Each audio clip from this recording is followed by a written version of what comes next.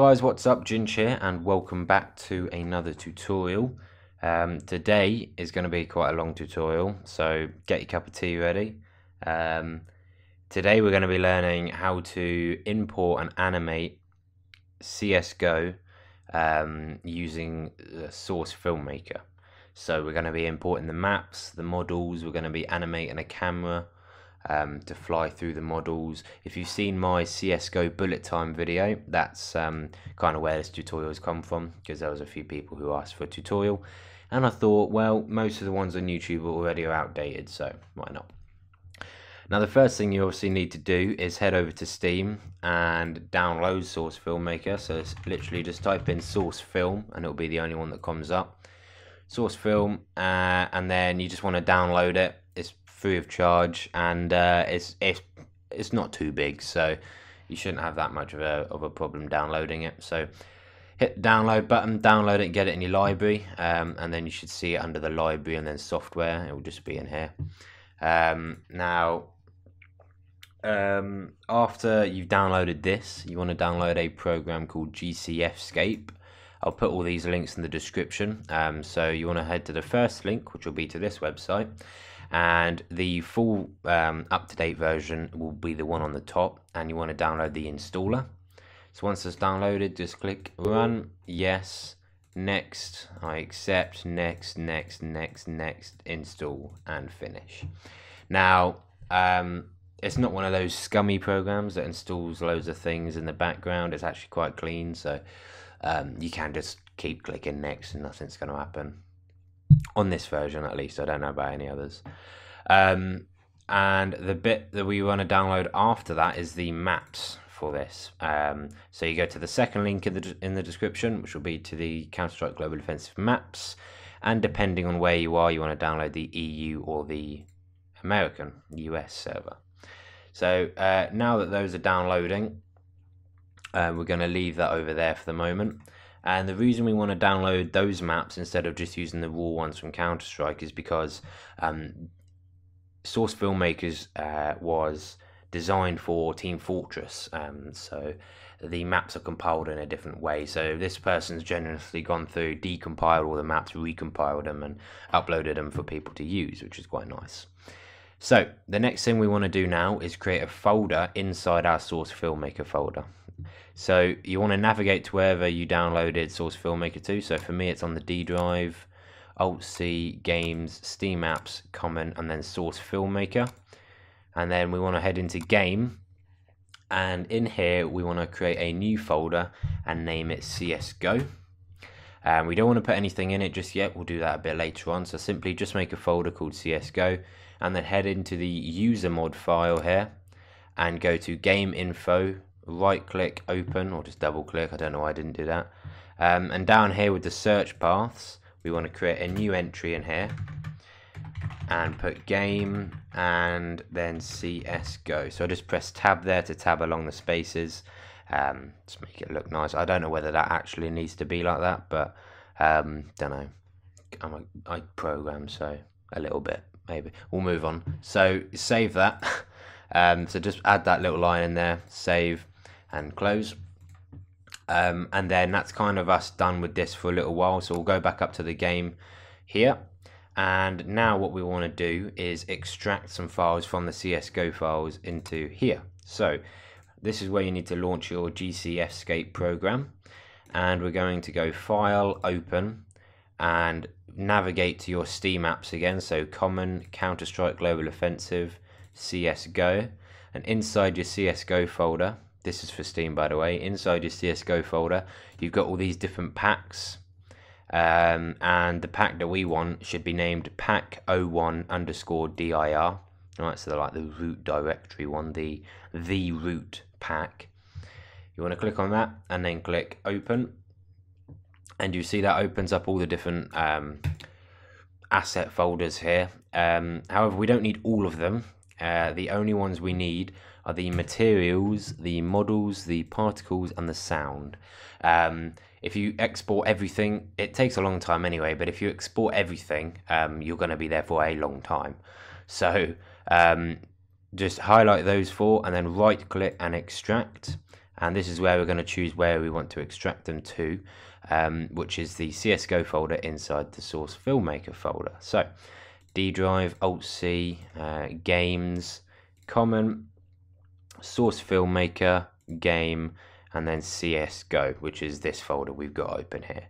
So once you've chosen that, click OK, and this is going to start extracting everything from those packs, or that pack, and it's going to move it across into this folder. Now it will take a little while, depending on how beefy your computer is. It's got to unpack everything from that pack and put it into this folder, so sometimes it can take quite a while. I know for me it takes a little while, so I'm going to cut the video here and then come back once it's done. I'm going to have a sip of my cup of tea while I wait, I imagine. Okay, so that is now fully extracted, so you can see we've got all of our materials, our models, our particles, and our sound. So we're not going to need this program anymore. Thank you very much, you've helped us, you've done us well. Once those have extracted into this, we want to make a new folder with those and just call it maps. And if you can infer what's happening here, we are now about to extract these maps we've just downloaded from that website. We're going to extract those into that folder. Don't know why it's taken about 1.5 years to copy them across there. So inside this raw file, you've got this folder, go into maps, and then you see you've got all your different maps here. So what you want to do, select all those maps and then extract them into the maps folder inside of that CSGO folder for source Filmmaker. So these are relatively quick because they're not that big of files. There we go, that's it done. So there they all are. All our CSGO maps are now installed, and we're ready to load up into source Filmmaker. So you want to head over to your Steam. Now, if you just go to library and in games like you normally would, because this confused me, it won't show up because it's not a game, it's a piece of software. Now, I struggled massively trying to find it the first time because I was like, where's it gone? But it's actually in that. So for us, we want to launch the source Filmmaker, so we'll click launch on that. And this is just going to load in our source Filmmaker. Now, as usual, it's in beta, so if it gets buggy, we can't complain because it's in beta. Oh dear. Anyway, first time it might take a little while to load, just because it's getting used to everything and it's trying to pick up all the new files that you've imported. So yeah. Now, for someone who studies film and who absolutely loves film, I am completely in love with this option of having 24 FPS. I think that's pretty sweet. 24 FPS, right? If you think about it, if you watch any film apart from The Hobbit, any film you've seen is 24 FPS because it's more natural to the human eye. So watching Counter-Strike in 24 FPS is pretty beautiful, but you know, no one ever actually does that. So you want to go with 60 FPS. Here you can choose where you'd like to save everything to. So for me, I just save it into documents, either the documents here, and then I've got a folder called SFM, so we'll just choose that, and then I'll name this one tutorial. So once you've selected your name, your directory, and your frame rate, click create, and that's going to load us into our first scene.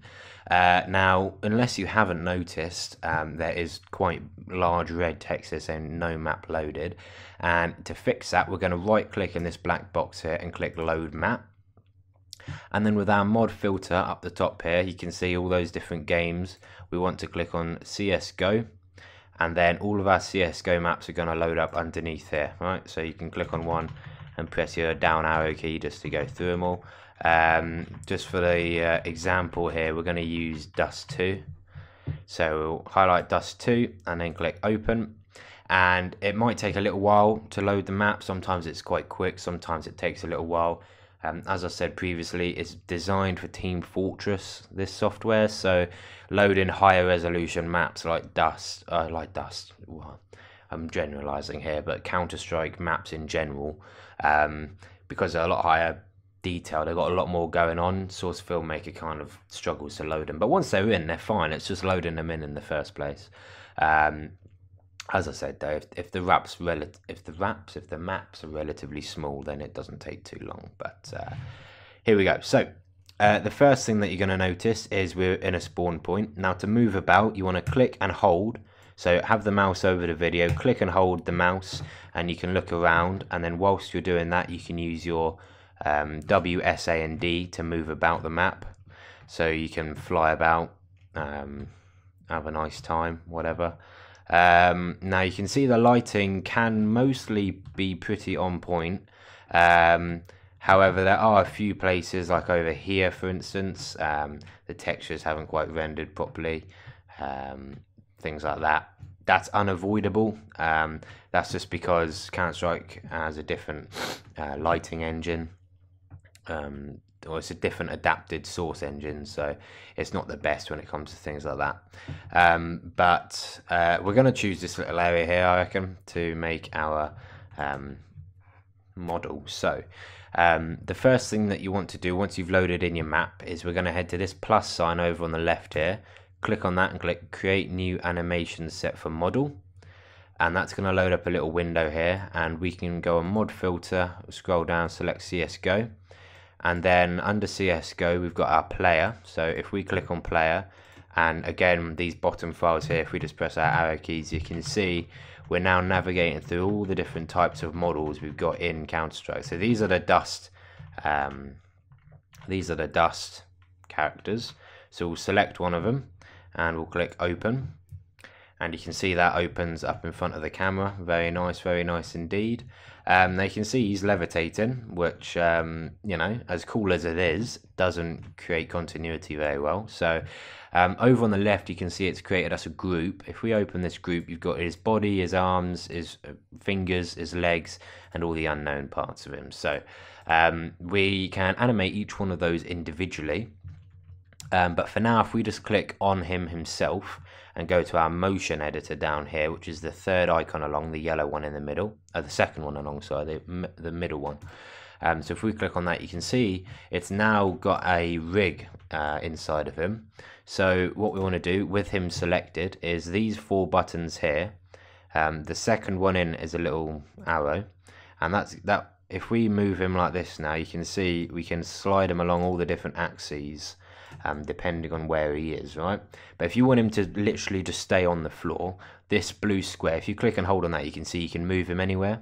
And so if you hold down shift and move, you can see it now just sticks him to the floor.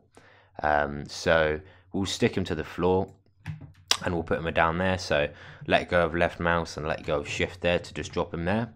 And that's our character now been placed. You can see he's been placed in the sense of him holding a gun, right?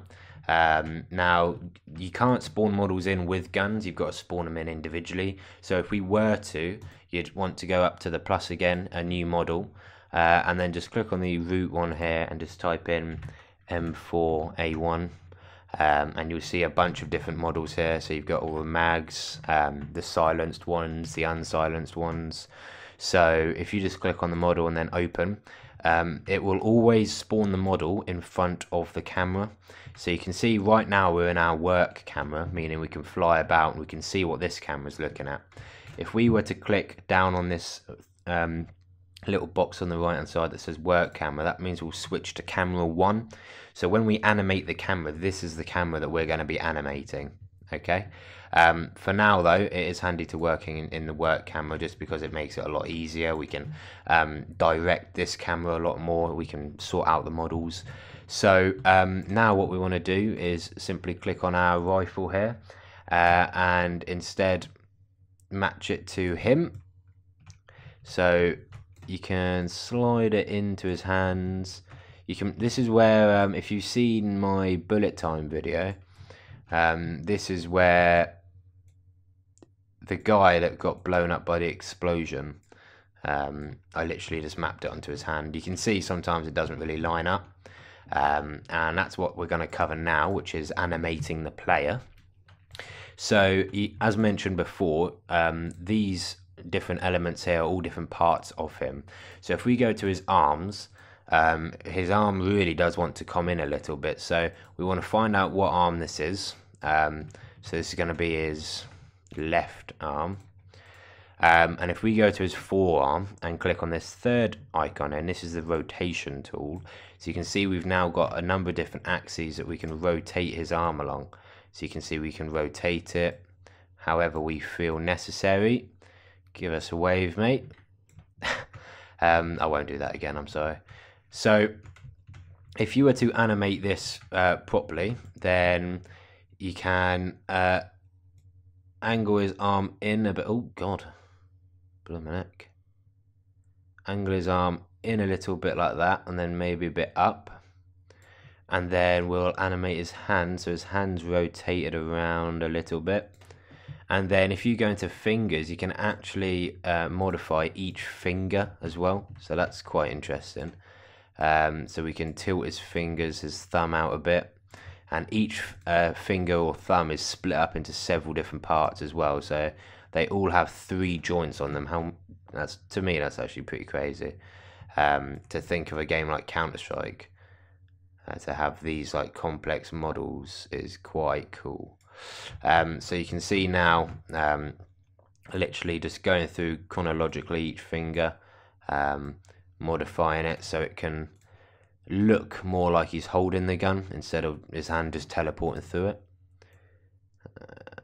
There we go, there's his finger there. So that, you know, if you spent some time, you wouldn't have a finger looking like this. You can well, I don't know what has happened there, but you can spend a lot of time, is what I'm trying to make, or is what I'm trying to put across. So you can spend a lot of time animating this, setting everything up to make him look cool, I guess. I don't know. Now that's all well and good, but what happens if you want to move a camera around him? Maybe, well, that's where you want to have the cameras come into play. So we're going to click on this to go to our camera 1. So we are now in our camera 1, and we're going to go up to the plus again and click create animation for existing elements. All right, and then we're going to click on camera 1 and OK. So that's now made us a camera 1 here, and you can see we can now adjust our field of view, which is quite cool. We've got a focal distance that we can adjust. So if we were to come up close to him here, we can adjust the focal distance up, and you see this pink pane. This tells us where is going to be in focus. So if we put it to about there and then up our aperture a bit, you can see that this is now creating the motion blur behind him. So depending on how much the aperture is, depends on how much motion blur there is. So if we put a high amount of aperture on, you can see there's a lot of motion blur now. And if we go back and we put maybe a very small amount of aperture on, see there's quite a subtle motion blur. So that's quite handy. And if you were to right click on the video and go display and show focal pane, you can actually see where the focal pane will be throughout the video. So you can animate accordingly to that, or animate that accordingly to however you like. So we'll put the focal distance to about center again and turn the aperture down, because we don't really want any motion blur here. Motion blur, depth of field even. Have I been saying motion blur this whole time? I didn't mean to, I promise. So now we're going to animate the camera. So this motion bar down the bottom, now you want to make sure that you're in your motion editor, which is the yellow clip here. So the yellow little square motion editor, or press F3 as just hinted there. And you can hold down shift and drag along this timeline to select certain parts, or you can press Control A, which is preferably what we want to do here because we want to animate the camera for quite a while. So you want to head to this And then this graph editor here, the third icon along, we're going to head into, and you can see this now. Once we start adding in keyframes, this is going to show up all the keyframes along here, and you'll see the paths between them. Before we start, you want to make sure the key mode is set to spline. With it set to spline, that's going to create smoother transitions between each of the points. And to create our first point, we want to click on this icon here, which is like a keyframe, if you like, if you've ever used After Effects. Add key to head, so you could press M if you wanted to. And then we're going to slide along this slider here, so we're going to slide along maybe to about 5 seconds here. You can use these controls to get it dead on if you like. And then we literally just have to move. So now you can see on the timeline it's created us another keyframe. So we're just going to move maybe out on his gun a little bit here. So you can use quite fine movements in order to get the shot that you want. So we'll move out from his gun a little bit, and then maybe at 10 seconds, we come up a bit. Try not to clip through. So we'll come up a bit at 10 seconds to about there. And then at 15, you don't have to do it every 5 seconds, by the way. You can choose what you like, but I just found 5 seconds for me can be quite handy. So maybe we're going to come around to the side of him now. And then we'll go to 20 seconds. And we'll come down behind him here. So quite a simple camera animation. Not a lot going on. But now if we slide this back through, you can see that the camera's now replaying back all those different movements that we've done there.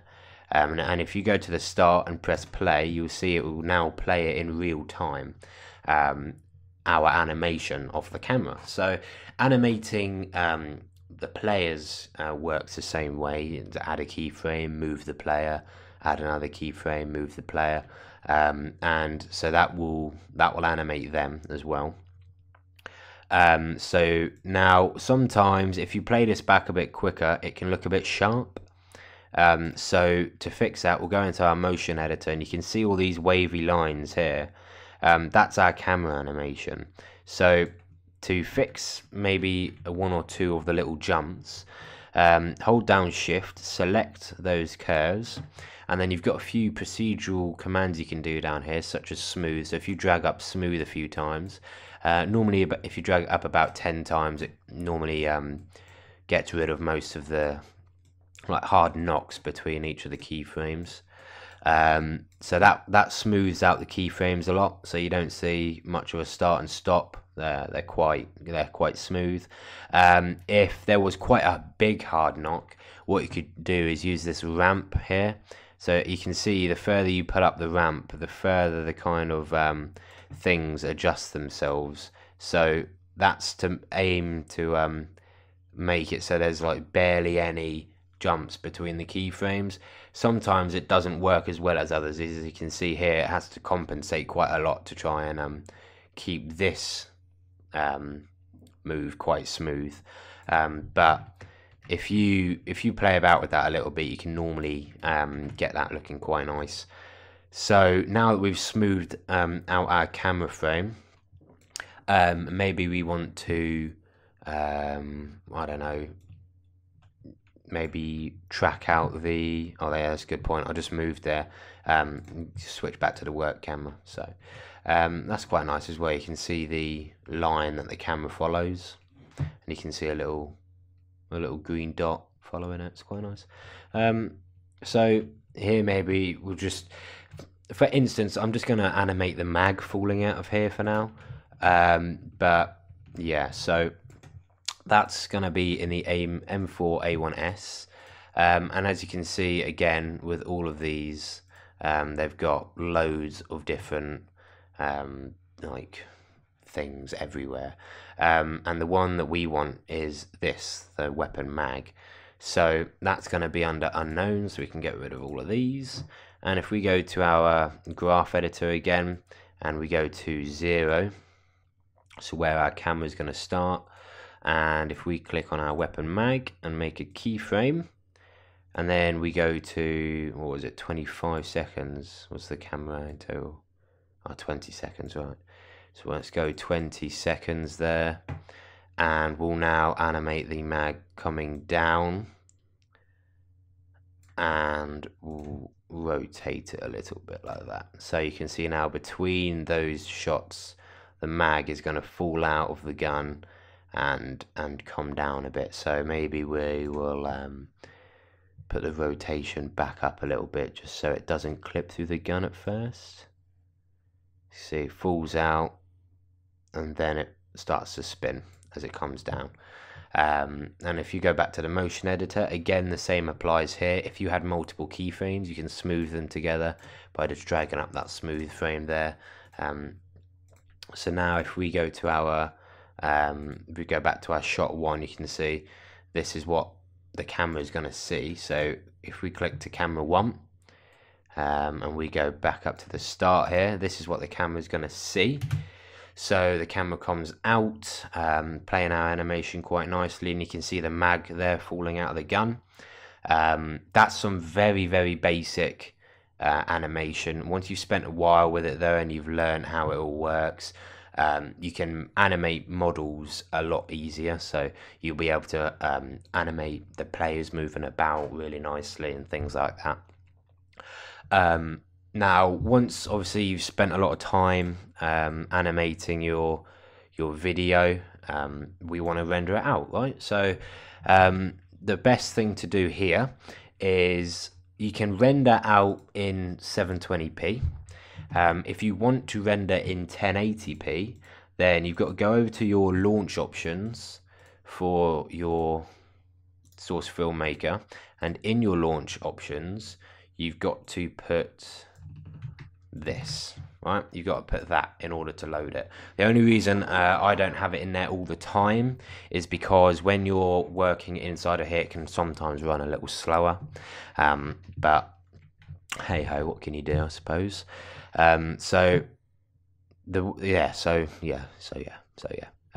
you wanted to render in 1080p, you've got to do that, unfortunately. But if you want to render 720p, then you're good to go. So what we're going to do in order to render this out is we're going to edit our shot here a little bit. So this is where it starts and it ends at 20. So we're going to come to about 20 there, and we're going to slide the shot end down. Slide it down to about there. So we only have one shot here now, which is the one that we want. And we're going to go up to File, Export Movie, and you can export it as an MP4 movie. You can export it as an image sequence or just sound. So you can see, you can select your resolution here. If you had that launch option in your launch options when you loaded Source Filmmaker, 1080p would be here also, but we're just going to select 720p for now. Audio, we won't bother with audio.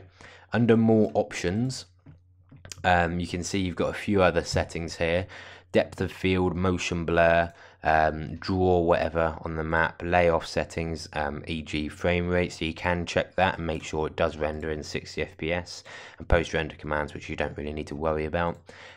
In render settings though, we're going to turn off depth of field, because I'm going to show you a little something later on, which is going to help us with that. So uncheck depth of field. And then if you're happy with everything, you can just click export movie, and you can see now that that's starting to export it. I left motion blur on because the motion blur inside Source Filmmaker I actually really like. I love the way that it constructs it all, and the way that it uses everything. Oh, that finger, man, that's annoying me now. A finger. I don't know what happened with it. It's just terrible. It's a terrible finger I do. I'm gonna have to apologize for that. But yeah, I'll meet you back in a second for quite a handy little tip as to how you can add depth of field onto these videos after they've been rendered, which is quite handy for After Effects, because you can use the camera lens blur, which is extremely nice for creating like subtle depth of field kinds of things. So I'll meet you back in a second once this is rendered out, and we'll go over that. Okay then, so in order to get the depth of field for our video now, what we're going to do is, as you can see, this is our normal footage here, and we're going to create what's called a Z depth with it. So if we head up to our console at the top, just head into the console and then type in a command r_depth overlay, and we want to set that to 1. Now, when we go back to our viewport, you can see we've actually got our Z path being drawn out now. And by that, I mean the closer something is to the camera, the darker it is, whilst the further something is, the more white it is. So you can see if we're up close to our character here, he's white, he's black even. And as everything gets further away, it's grey, and then eventually it gets to its max, which is white. And this can be used inside After Effects in order to create a camera lens blur. Well, that's the effect anyway, a camera lens blur. So we're going to render this out the same way you rendered our last one out. So File, Export Movie, and then we'll rename this one just Tutorial. And then again, more options. Depth of field, motion blur, draw entities, layoff settings, we'll overwrite to 60 again, and then export movie. And then once this is done, I'll join you back in After Effects and I'll show you how to use it. Okay guys, so we've got our tutorial here, which is the depth of field layer now, and our raw, which is just our raw video.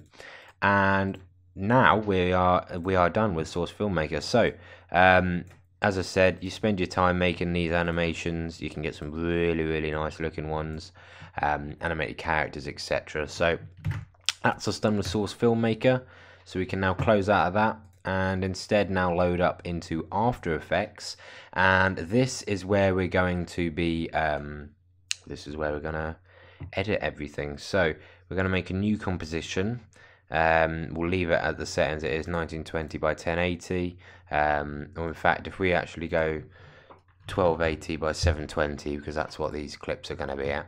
So we will import both of these into it. Instead of opening them, we'll import them. And so we've got both of these in here now, and we want to drag our raw one onto the bottom first. So we've got our raw, we'll go on a quarter, we've got our raw video here.